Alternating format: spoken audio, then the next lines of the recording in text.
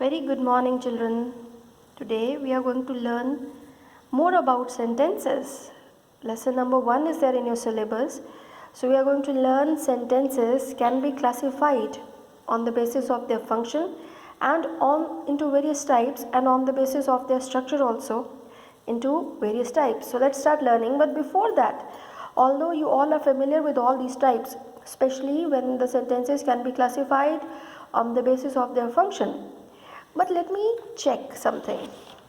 See, I've written here something, because the group of words like boys, the cricket are playing.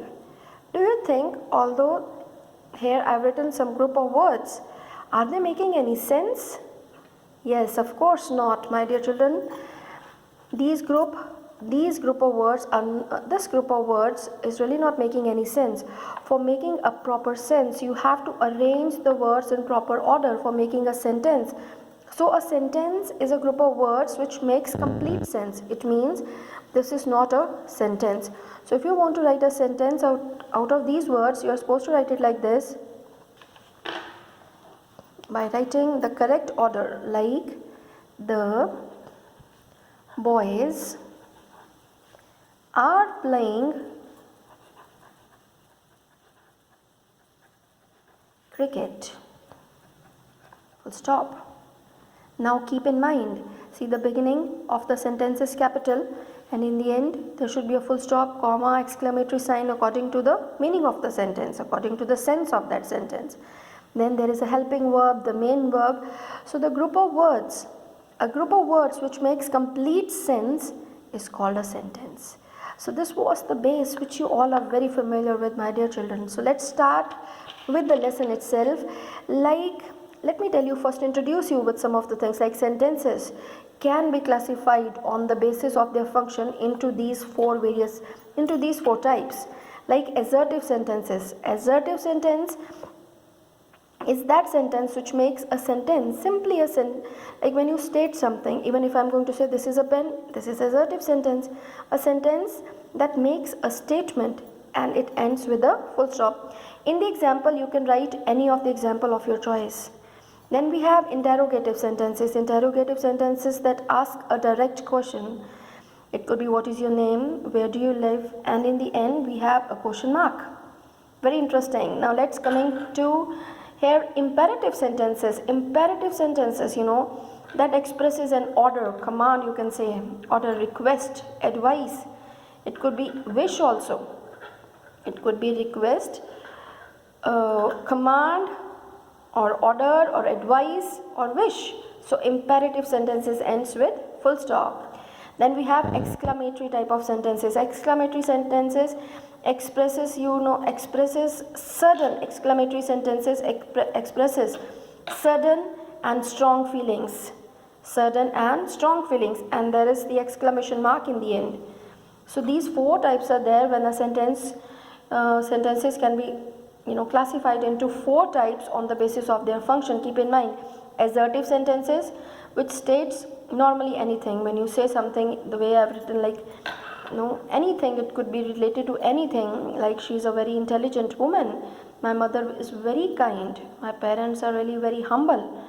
Interrogative, when you ask something from anyone, like please will you give me a glass of water, question mark should be there in the end. So interrogative sentences.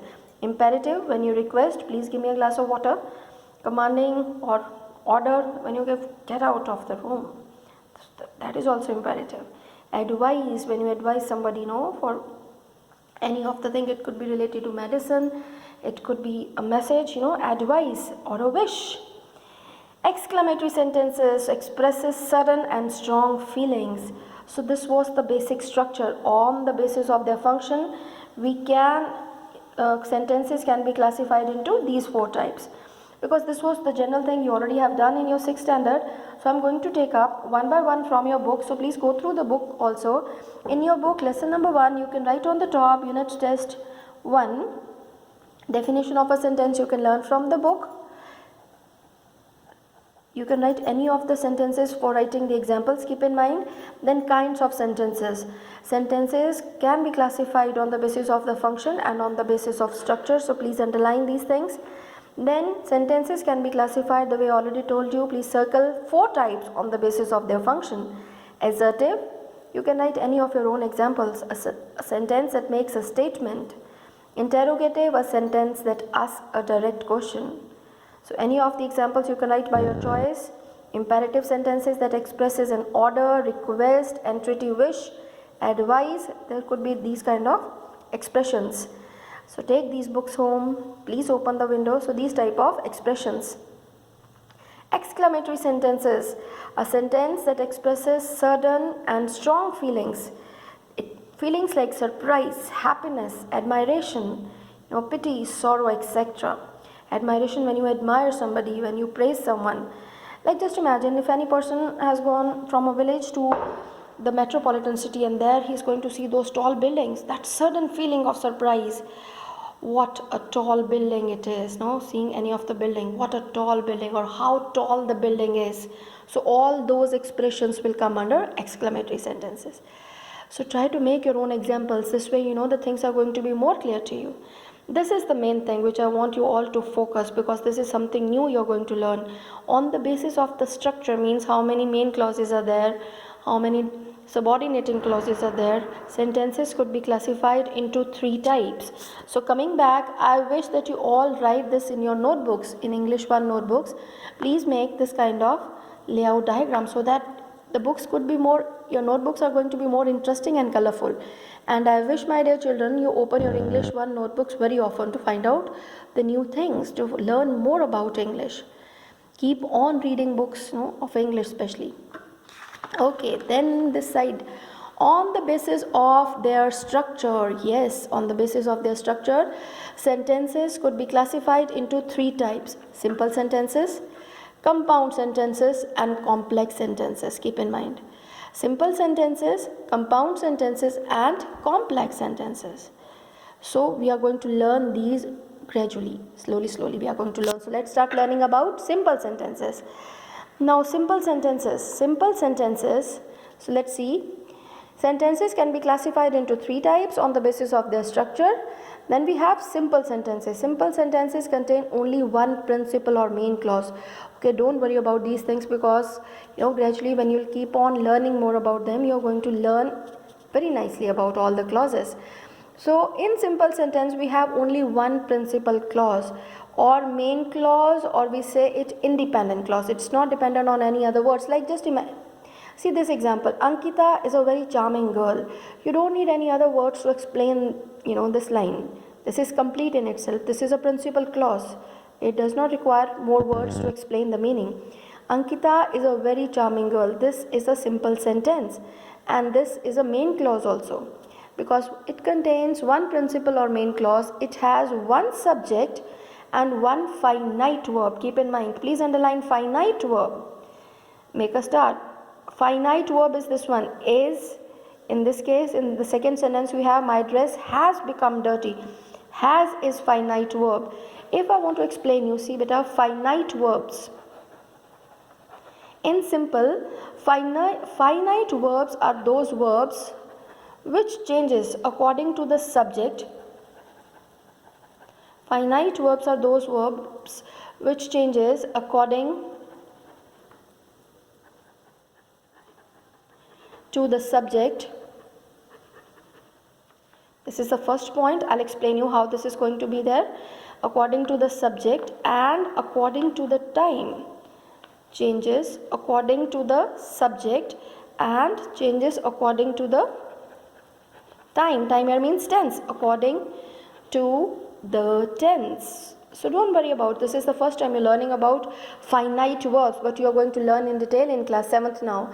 Finite verbs are those verbs which change according to the subject, because verbs I have written, so that is why here change will come, but I am just writing in general.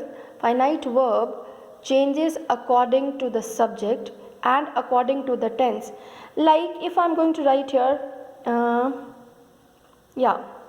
he plays football. He plays football. Keep playing nowadays, because you're sitting at home, online studies you're doing, no? So keep a habit of playing also something. Physically also be fit. Do some exercises. He plays football. Now see, this is the verb. This verb is finite verb because according to the subject it's changed. Like he plays, if the subject is singular, this is going to have s in it in the present tense. If this is going to be plural, they, then this verb is going to be changed into play. They play football. So keep in mind, we are talking about finite verbs are those verbs which change according to the subject and according to the tense, because this is about simple sentence, simple present tense. So plays, s will be there with singular and this s will be removed when you are going to take a plural subject over there. So finite verbs changes according to the subject and according to the tense. And now if I want to tell something about the past tense, this play will change into played. So this is going to be he played cricket or he played football. I hope I'm making the things clear to you. I played football. Now here finite verbs are changing according to the subject and according to the tense. This has changed according to the tense. Keep in mind, according to the subject and according to the tense. So finite verbs changes according to the subject and according to the tense given over there. So in the simple sentence, always keep in mind, we have one subject. Keep on writing in your notebooks, come on dear children. One subject plus one finite verb. Keep in mind, I have explained you now, finite verbs are those verbs which change according to the subject and according to the tense. This was simple sentence. Simple sentence means one subject and the rest is predicate, and one main clause in simple sentence. Then we have compound sentences. Okay, now in the next video I'll explain you about compound sentences and complex sentences. So thank you. God bless you.